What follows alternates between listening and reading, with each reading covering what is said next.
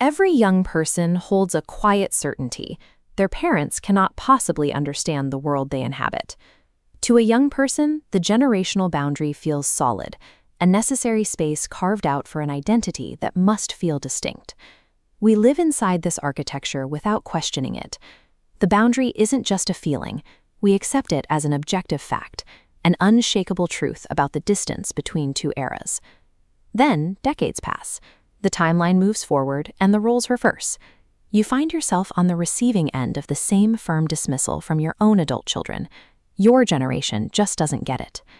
This shift is revealing. You recognize the structure because you have been on both sides of it. What felt like a truth about your identity is now visible as a recurring social form. This divide serves the person inside, providing a ready-made context and a sense of shared reality. It is a tool for social positioning, used by one group to define itself against another. Once you notice you are a temporary occupant of these frames, you stop defending the walls. You begin to wonder what other invisible beams hold your thinking in place. Logical fallacies are rarely just momentary mistakes in a debate. They are dwelling places, long-term structures that protect group assumptions from the scrutiny of the outside world. The first pillar, appeal to the majority, assumes shared belief equals truth. The second, circumstantial ad hominem, dismisses arguments based on the speaker's identity. The third is begging the question, a circular loop where the group assumes what it needs to prove. These interconnected fallacies form a fortress. They protect the comfort of the in-group by ensuring they never have to justify their boundaries to the outside world. This fortress is reinforced by the self-sealing loop, a trap designed to absorb contradiction. If an outsider asks for clarification, the group cites that request as proof they don't belong. The failure to communicate is blamed entirely on the listener's identity. This immunity from self-examination provides a deep psychological comfort.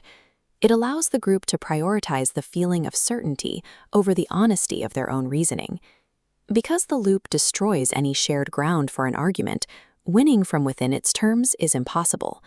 Escape requires a gradual stepping back, a refusal to play by rules designed to make refusal itself into evidence.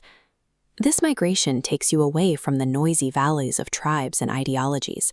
Eventually, the ground rises, and you find yourself looking out from a vantage point you didn't know existed until you arrived. The ancient Greeks called the stillness found on this metaphorical hill atraxia. It is a calmness of mind that settles when the noise of the social world grows distant enough to ignore. This is the quiet that comes from seeing the patterns of the herd rather than being tossed about by their passions. It is a clarity that doesn't demand immediate action. There is a cost to this elevation. You leave behind the warmth of easy belonging, the embrace of a collective identity, and the relief of shared assumptions. Trading the comfort of the herd for the perspective of the hill grants a singular independence. You are no longer defined against others. You are simply present.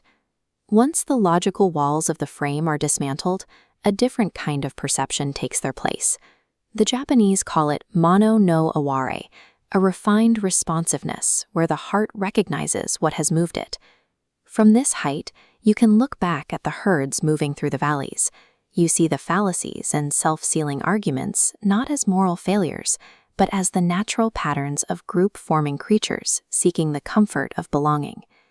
Finding this reality outside your own head requires no formal training. It is a vantage point reached by noticing the frames you live inside and continuing to walk when they begin to feel too small.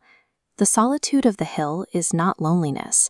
There is a silent solidarity in knowing that other watchers stand on their own distant hills, observing the same landscape through the same quiet air. Standing here, you watch the world unfold from a vantage point outside the reach of invisible walls. The view is its own reward.